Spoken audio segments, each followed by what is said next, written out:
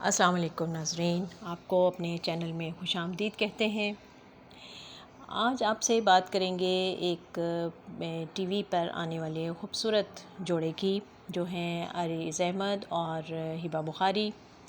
یہ ان کی شادی کو زیادہ عرصہ تو نہیں گزرا ہے، لیکن دونوں ہمیشہ جب بھی ٹی وی پر آئے اور جب بھی کسی انٹرویو میں ہم نے ان کو دیکھا تو ہمیں اندازہ ہوا کہ یہ بہت ہی ایک خوبصورت کپل ہے اور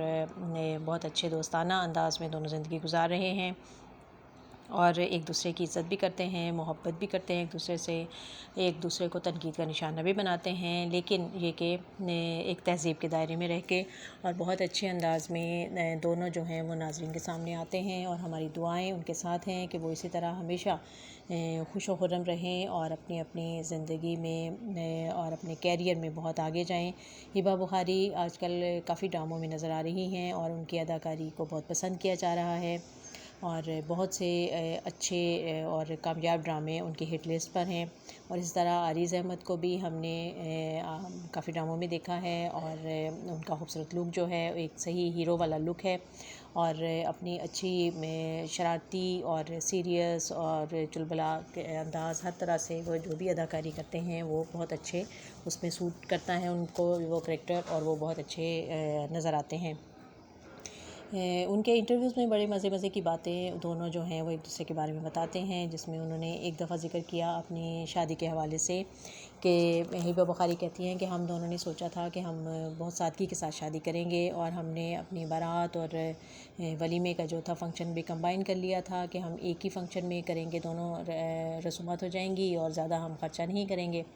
لیکن ہم نے جا کے ہال کا اس کی ڈیکوریشن کے بارے میں سب کچھ ان کو بتا دیا، اس طرح سے پھول لگیں گے، یہاں اسٹیج ہوگا، یہ سب چیزیں ہوں گی۔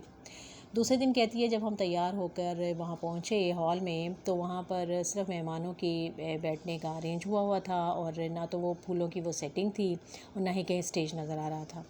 تو ہم دونوں تو حیران ہو گئے، اور جب انتظامیہ سے بات ہوئی، ان سے پوچھا تو انہوں نے کہا کہ آپ ہی تو کہہ رہے تھے کہ بہت سادگی سے کرنا ہے، ہم نے کچھ زیادہ اہتمام نہیں کرنا ہے سب کچھ۔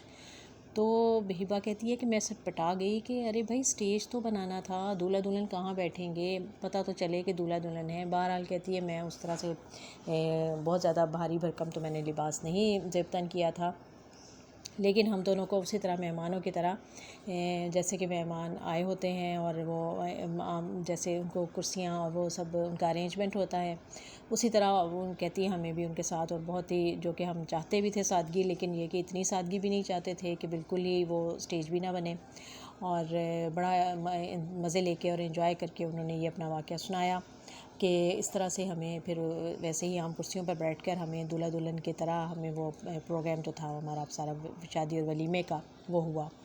اور پسند کی شادی ہوئی ہے ان دونوں کی، اور دونوں فیملیز بہت خوش ہیں، اور ہبہ جو ہیں وہ بڑے اچھے انداز میں اپنے سسرال میں آ کر سیٹ ہو گئی ہیں اور اچھے انداز میں رہ رہی ہیں، اور اپنے فنی کیریئر پر بھی بہت بھرپور توجہ دے رہی ہیں، اور اپنی فیملی کو بھی ٹائم دے رہی ہیں۔ اور یہی خوبصورتی ہوتی ہے ایک فنکار کی زندگی میں کہ ایک اس کا عام اس کی لائف ہوتی ہے اور ایک اس کی شوبز کی لائف ہوتی ہے، لیکن کمال یہی ہوتا ہے اس اداکار کا کہ وہ اپنی دونوں جو زندگیاں ہیں ان کو ایک ساتھ اکٹھا لے کر چلے، اور ایک کو دوسرے پر اثر انداز نہ ہونے دے کہ اگر وہ شوبز میں مشہور ہے تو وہ اپنی عام زندگی اس کی جو ہے گھریلو زندگی اس سے متاثر نہیں ہونی چاہیے۔ ہماری دعائیں ہمیشہ ان دونوں خوبصورت کپل کے ساتھ ہیں، یہ خوش رہیں، پھلے پھولیں، اور اسی طرح ہمیں اچھے ڈرامے دیتے رہیں اور اپنے گھر میں بھی خوش رہیں۔